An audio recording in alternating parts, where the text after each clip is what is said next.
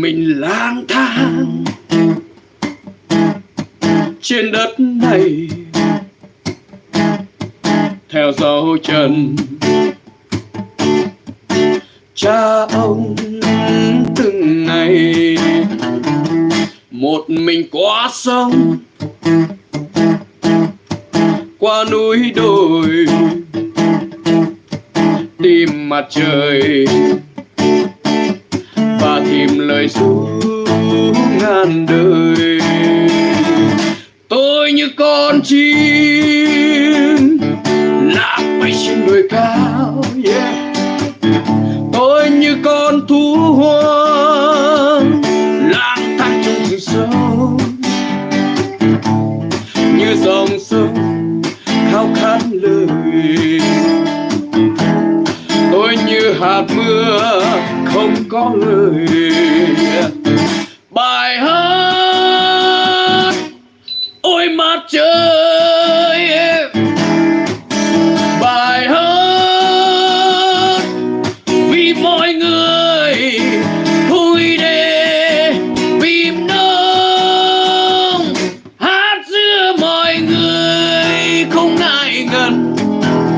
Lời hát nữ tân mặt trời, nữ tân mặt trời của tôi, yeah. Hát giữa mọi người không ngại ngần. Lời hát nữ tân mặt trời, nữ tân mặt trời, tôi đi tìm em.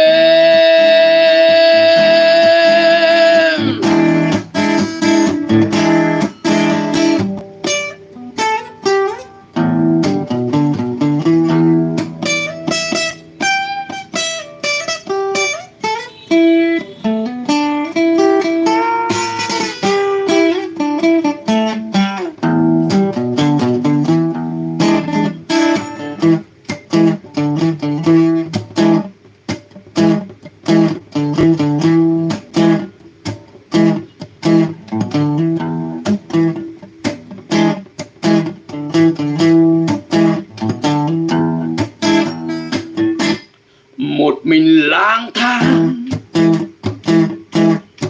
trên đất này, theo dấu chân cha ông từng ngày.